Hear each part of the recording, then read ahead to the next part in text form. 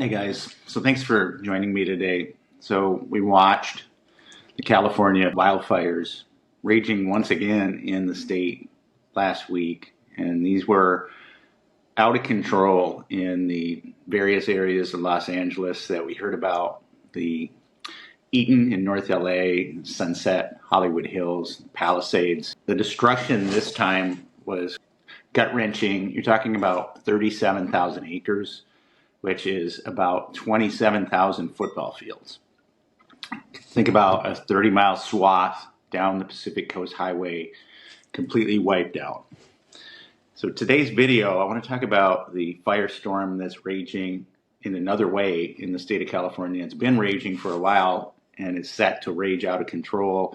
That's the insurance industry set ablaze in the state of California. I'm going to talk about why this is happening, and it's about more than just escalating wildfires. So I want to talk about why this is happening. I want to talk about some aggravating factors that are going on, because I really think it's time that leadership needs to look at every aspect of this and to try to be proactive, to try to take a better approach, because homeowners insurance rates are set to spiral out of control, to go up 40 to 50% in the near future. That's the projection. And I also, at the end of this video, want to offer some suggestions or thoughts, and I also want to hear your thoughts in response as to the kinds of things that our political leaders can do in order to try to create a better future.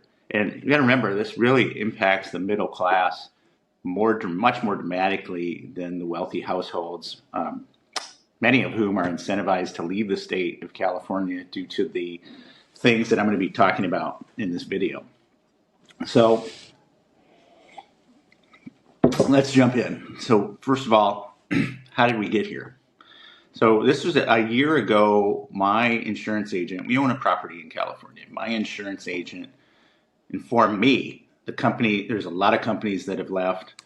There's companies that are limiting, coverage away from high-risk areas. 72,000 policies were recently canceled by State Farm. So how did we get here? There were a lot of things that were troubling in this recent situation that came out, because you have a lot of people that are mad. People are hurting. People have lost everything. So you had a lot of reports about infrastructure.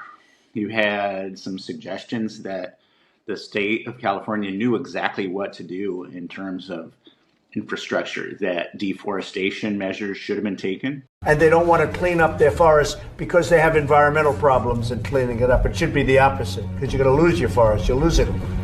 But it's costing our country hundreds of billions of dollars because of incompetence in California. That things like control burns and removing brush and these kinds of things were given as instructions, and some said that these instructions were entirely ignored. You also had some really troubling things that happened with regard to water. So you had firefighters running around hooking up hoses, and you had people asking them questions. How many of these hydrants were actually getting water pressure? I saw an apartment building engulfed in flames. I saw the fire engine pull up this afternoon, a fire captain have one of his firefighters attach a hose to a hydrant, and that hose didn't fill up, Alex. And I asked the captain, out of every 10 hydrants you attach to today, on average, how many are you getting full water from? He says little to none.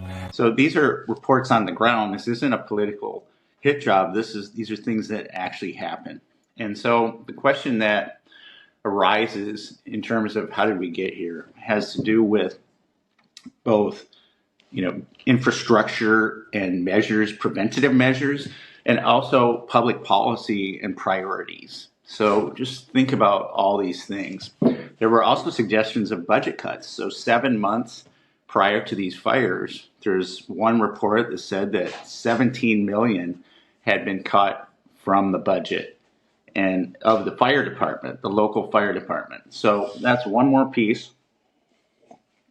And one expert commented on the fact that these were civilian roles that were cut out of the fire department's budget. And the civilian roles are not ancillary people that weren't necessary. These are mechanics and these kinds of people that support the ability of firefighters to go out and do what they needed to do. So all these reports, you have public policy, you have infrastructure, and things going on. The other piece of this has probably to do with regulation. I'm going to talk a little bit more when we talk about aggravating factors. We saw last week the state of California decided to put, quote, a moratorium on companies canceling coverage, also not renewing coverage, which is interesting. All these things have created strain and stress. When you look at insurance companies, they're looking at risk. And so when you see infrastructure issues, when you see public policy issues, when you see regulatory issues that don't look favorable in a given state, an insurance company has a couple choices. And this is a common sense thing. And what we know, and the older I get, the more I realize that a lot of things are common sense. So from a common sense standpoint, if you have risk in all these areas, you have a couple choices. You can either raise rates, you can refuse to insure in certain areas, or you can threaten to or pull out entirely, which is what State Farm did in these 72,000. Allstate refused to insure in these certain areas. And other companies are opting to raise rates. This hurts competition. And one solution seems to be some kind of state-sponsored program that is more expensive and offers less coverage, all kinds of limitations. And so sometimes you see these solutions that aren't very good. The best solution for the middle class in particular is a lot of competition, a lot of people offering coverage. That hasn't happened. So that's why we're here. In my opinion, I don't proclaim to be a public policy expert, but I've got the knowledge in both the insurance and legal world to make some assessments, and that's what this is. So the aggravating factors. We know that infrastructure, continuing public policy that doesn't favor prevention, that doesn't favor proactive measures to limit things spiraling out of control, is going to be a factor, an aggravating factor going forward.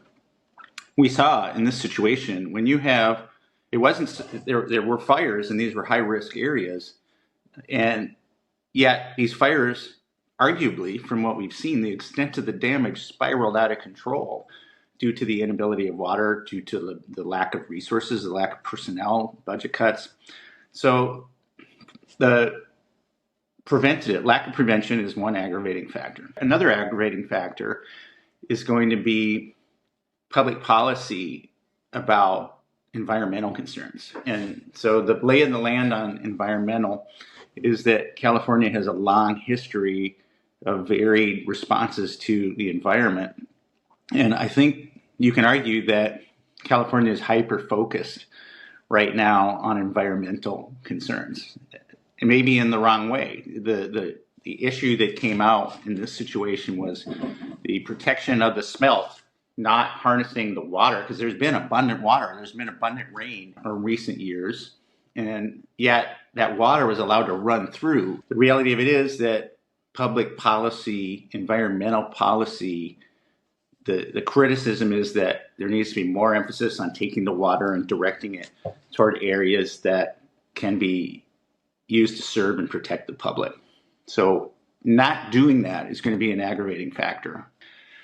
The other thing that's happening from an aggravation standpoint is regulation. I just mentioned the decision to put a moratorium on companies. If you put a moratorium on companies declining to renew or cancel, that's just going to have a further chilling effect, whether you think it's good or not, because it theoretically protects consumers. Let's say it does protect somebody that has a policy that can't be canceled.